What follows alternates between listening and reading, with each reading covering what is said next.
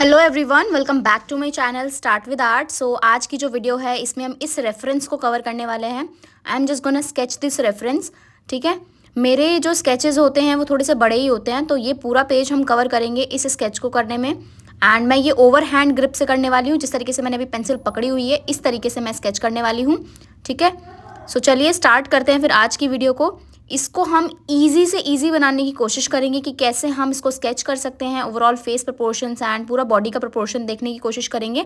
ठीक है, चलिए स्टार्ट करते हैं। सबसे पहले हम जो है फेस से स्टार्ट करेंगे। ये जिस तरीके से मैंने अभी पेंसिल पकड़ी हुई है ये ओवर हैंड ग्रिप है। आपको कुछ नहीं करना है ज़्यादा से ज़्यादा, सिंपल सबसे पहले फेस के लिए एक सर्कल बनाना है।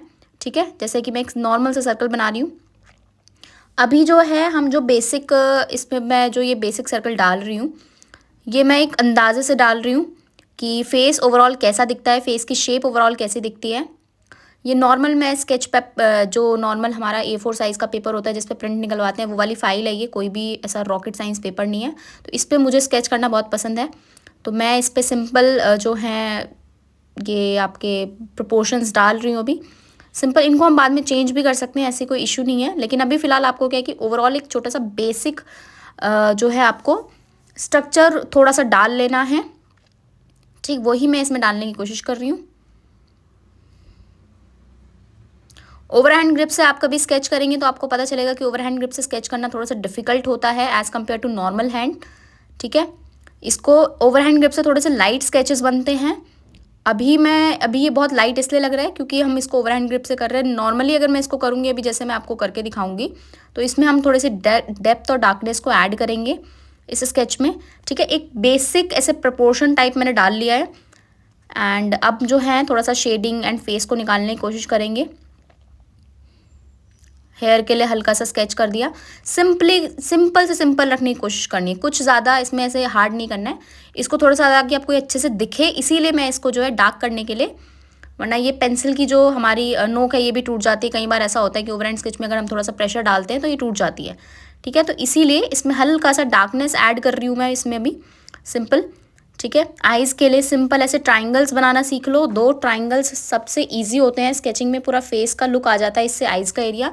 नोज़ के लिए सिंपल एक डार्केस्ट टोन जो है एक डाल दो, नीचे की तरफ जो शेडो रहती है नोज़ की उसको डाल दो।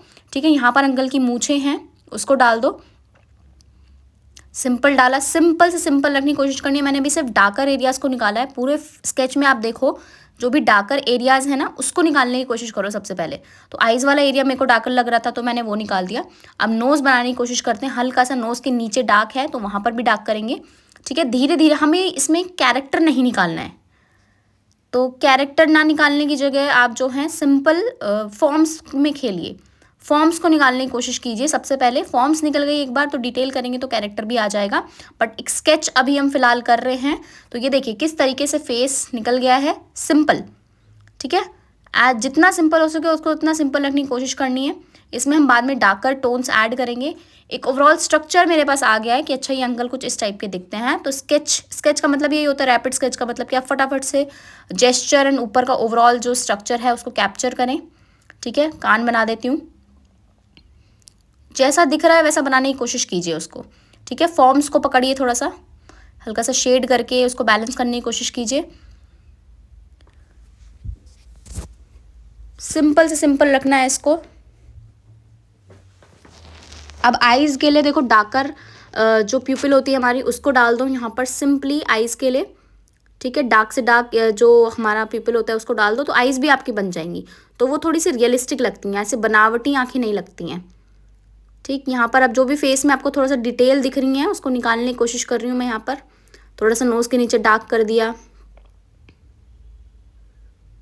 ठीक है, स्केचिंग करते करते मुझे बहुत मज़ा आता है। Recently I am sketching a lot in Mandi House. So अभी रेफरेंस से बनाकर दिखा रही हूँ आपको ताकि आप रेफरेंस से सीखें और लाइव करने की कोशिश करें। सबसे ज़्यादा इंपॉर्टेंट होता है कि आप लाइव करें।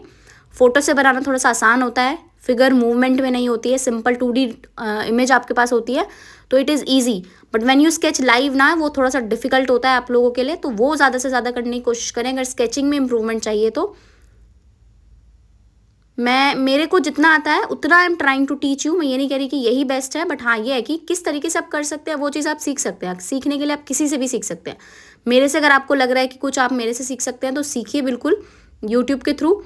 एंड अगर आपको लगता है आप किसी और से सीख सकते हैं तो उससे सीखिए। सीखना जहाँ से सीखने को मिले फ्री में वहाँ से सीखो, ठीक है। बहुत ज़रूर पैसा खर्च करने की ज़रूरत नहीं है कि आपको सीखने के लिए बहुत ज़्यादा पैसा खर्च करना पड़ेगा।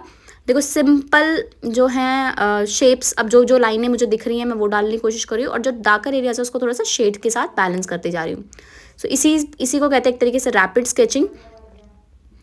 अब जो ओवरऑल नेगेटिव स्पेसेस है उसको थोड़ा सा ऑब्जर्व कीजिए। नेगेटिव स्पेस को देखकर हम जो है हैंड बनाएंगे। देखो कभी कभी क्या होता है स्केच में, जो है दिक्कत हो जाती है, थोड़ा सा हाथ बड़ा बन जाता है या कुछ भी ऐसा हो जाता है, तो उसको बैलेंस करना भी सीखिए, उसको सही करना सीखिए, ठीक है। तो ज़्यादा कुछ नहीं करना है, सिंपल जो जो दिखता जा रहा है शेड करते जाओ, और प्रोपोर्शंस के साथ जो है आपको थोड़ा सा प्रैक्टिस और करनी पड़ेगी। जिन बच्चों के प्रोपोर्शन सही नहीं आते हैं, थोड़ा सा प्रोपोर्शंस के साथ प्रैक्टिस कीजिए तो चीज़ें सही होने लगेंगी। I am not exactly कॉपिंग this reference, बस ये है कि हाँ थोड़ा सा इसके जैसा सेम बनाने की हम कोशिश करते हैं, बट एग्जैक्टली कॉपी नहीं कर रहे, क्योंकि हम रैपिड स्केच कर रहे हैं। और ये एक रैपिड स्केच की वीडियो जो है ये ऑलमोस्ट 10 मिनट की वीडियो है, तो इसमें मैंने जो है रियल टाइम इसको रखा है, तो 10 मिनट में ये स्केच कंप्लीट हुआ है। वैसे और जल्दी कर सकती थी, अगर इसमें ये ट्यूटोरियल नहीं होता तो थोड़ा और भी जल्दी हो सकता था ये, ठीक है। तो 5 से 6 मिनट आपका एक रैपिड स्केच वैसे तो जेस्चर जिसमें हम पकड़ते हैं वो सिंपल कुछ 1 मिनट का भी हो सकता है, ठीक है। बट आप जितनी डिटेल या शेडिंग कर रहे हो उसके हिसाब से टाइम वेरी कर सकता है। तो क्विक से क्विक करने की कोशिश करो। अगर रैपिड की बात कर रहे हो, थोड़ा सा डिटेल कर रहे हो तो थोड़ा सा टाइम दे दो, ठीक है। अब जैसे जैसे जो जो शेप बन रही है हाथों की, ये पर्सपेक्टिव में है, उसको डालो। शेप को देखो एग्जैक्टली, ये मत देखो कि हाथ कैसे बने हुए हैं, हाथ कैसे दिखते हैं, ठीक है। यहाँ पर देखो कि एग्जैक्टली क्या शेप निकल कर आ रही है, तो उस चीज़ को ऑब्जर्व करो थोड़ा सा।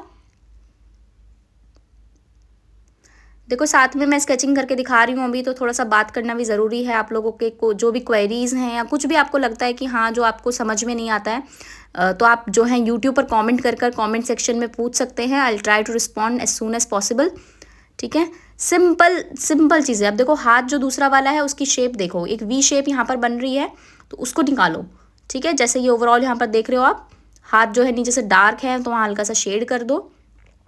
नेक्स्ट नीचे जो है थोड़े से फोल्ड हैं ड्रेपरी के, तो हमारी इतनी फिगर तो निकल कर आ गई है, ठीक है। यहाँ पर जिस पे ये बैठे हैं उस चीज़ को बना दो। अब थोड़ा सा फोल्ड्स डाल के क्विक, ठीक है। बहुत ज़्यादा शेप्स को मैं कैप्चर नहीं कर रही हूँ, सिंपल जो भी मेरे को स्केच के हिसाब से ठीक लग रहा है वो मैं जल्दी से जल्दी करने की कोशिश कर रही हूँ, ठीक है।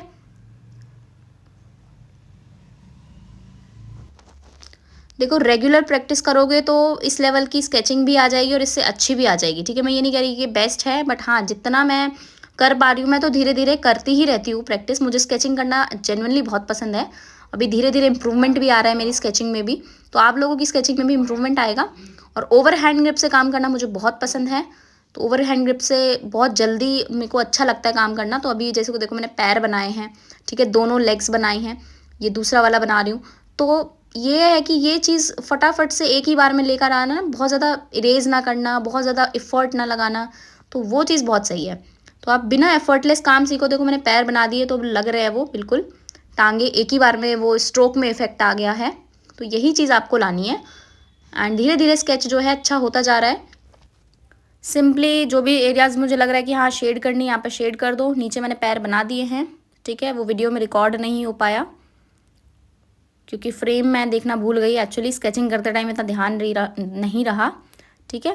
तो पैर मैंने कुछ इस तरीके से बनाए हैं, सिंपल जो जैसे मुझे दिख रहा है। नॉर्मल एक इफेक्ट देने की कोशिश करिए, बहुत ज़्यादा डिटेल नहीं की है वहाँ पर क्योंकि डार्कर एरिया है, ठीक है। सो धीरे धीरे इस तरीके से हमारा ये स्केच जो है ऑलमोस्ट कंप्लीट हो चुका है। बैकग्राउंड में जो भी थोड़ा सा एलिमेंट दिख रहा है उसको डाल दीजिए हल्का सा फॉर कि वो खाली खाली सा ना लगे।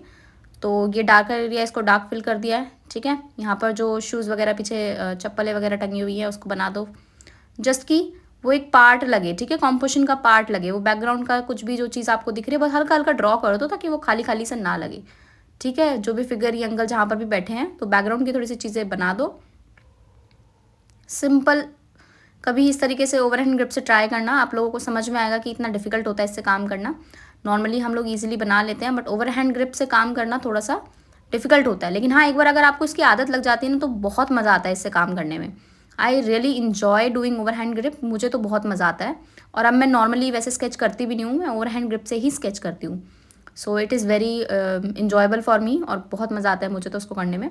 आप लोग भी ट्राई करो जिसको समझ में नहीं आ रहा है कि कैसे करते हैं इससे, जितना ज़्यादा करोगे उतना समझ में आता जाएगा। सो ये एक फ़ोटो से स्केच करा है मैंने। नाउ इट्स टाइम फॉर, अब सिग्नेचर का टाइम है, ठीक है। सिग्नेचर कर दिया सिंपल, स्केच पे कभी कभी सिग्नेचर करती हूँ मैं। सो ये वीडियो थी तो इसलिए मैंने इस पर कर दिया। And I hope you enjoyed the video. काफ़ी ज़्यादा मज़ा आया मुझे स्केच करके आप लोगों के लिए, एंड आई होप आपको कुछ थोड़ा बहुत सीखने के लिए मिला हो। जो भी सीखने के लिए मिला है उस हिसाब से वीडियो को लाइक कर दीजिएगा एंड चैनल को सब्सक्राइब कर देना अगर चैनल पर नए हो। एंड मिलते हैं अब हम नेक्स्ट वीडियो में। Till then take care and bye bye guys. और हाँ, आप लोग इसको शेयर करो अपने फ्रेंड्स के साथ जिसको भी रिक्वायर्ड है कि स्केचिंग किस तरीके से करें, क्विक स्केचिंग किस तरीके से करें, ठीक है। एक छोटा सा डेमो आप लोगों के लिए 10 मिनट्स से भी कम का, क्योंकि एक ट्यूटोरियल वीडियो थी, ठीक है। सो मिलते हैं हम नेक्स्ट वीडियो में and bye bye, take care.